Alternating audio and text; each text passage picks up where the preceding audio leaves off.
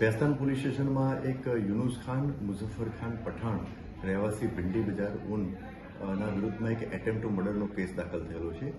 આ ગુનાની હકીકત એવી છે કે આ ચાલુ મહિનામાં 11 તારીખની મોડી રાત્રે ભિંડી બજાર વિસ્તારમાં આ આરોપી અન્ય એક વ્યક્તિ સાથે બોલાચાલી કરતો હતો અને ઝઘડો કરતો હતો અને એને મારતો હતો. તો આ બાબતે માહિતી મળતા સ્થાનિક પોલીસ સ્ટેશનના ડિસ્ટાફના 2 કર્મચારીઓ સ્થળ ઉપર પહોંચી ગયા અને આરોપી અને સામેવાળાને છોડાવવાનો પ્રયત્ન કરતા હતા અને એને પોલીસ સ્ટેશન લાવવાનો પ્રયત્ન કરતા હતા. તો ડિસ્ટાફના પોલીસ કર્મચારી સાથે પણ આરોપીઓએ માથાકૂટ કરી અને એને પણ ધમકી આપી, જેથી પોલીસ કર્મચારીઓ 2 જ હતા એટલે એમણે કંટ્રોલ મારફતે PCR વાનના સ્થળ ઉપર બોલાવ્યા. તો PCR વાનના ઇન્ચાર્જ સ્થળ ઉપર આવ્યા. મીનવાઇલ જે આરોપી પાસે સ્કોર્પિયો વાન હતી, સ્કોર્પિયો વાન લઈ અને એને ભાગવાનો પ્રયત્ન કર્યો. એટલે આરોપીને પકડવા માટે PCR વાનના સ્ટાફના કર્મચારીઓ અને ડિસ્ટાફના કર્મચારીઓએ એને કોર્ડન કરી અને પકડવાનો પ્રયત્ન કર્યો.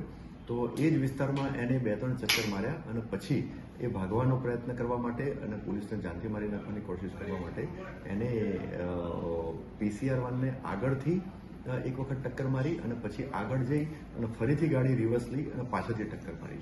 એમ કરી અને ત્યાંથી ફરાર થઈ ગયો. એ જ અનુસંધાને ભેસ્તાન પોલીસ સ્ટેશનમાં ગુનો દાખલ થયેલો છે. આ ગુનાની તપાસ દરમિયાન સૌપ્રથમ આ જે આરોપી જે સ્કોર્પિયો વાન લઈને ભાગેલો હતો એ સ્કોર્પિયો વાન એ સેલવાસથી તપાસ દરમિયાન મળી આવેલી હતી, જેને કબજે કરવામાં આવેલી હતી અને આરોપીની પણ શોધખોળ ચાલુ હતી.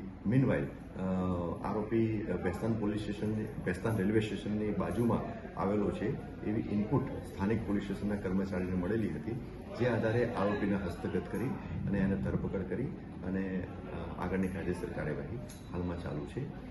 આરોપી વિરુદ્ધમાં બોડી ઓફેન્સીસ, પ્રોહિબિશનના અને ગેમ્બલિંગ એક્ટ હેઠળના અલગ અલગ પોલીસ સ્ટેશનોમાં કેસ દાખલ થયેલ છે. આરોપીએ જે તે વખતે જેની સાથે માથાકૂટ કરેલી હતી એણે પણ આરોપી વિરુદ્ધમાં એક ફરિયાદ આપેલી છે, જે આધારે ક્રિમિનલ કેસ આરોપી વિરુદ્ધમાં ભેસ્તાન પોલીસ સ્ટેશનમાં દાખલ થયેલી છે.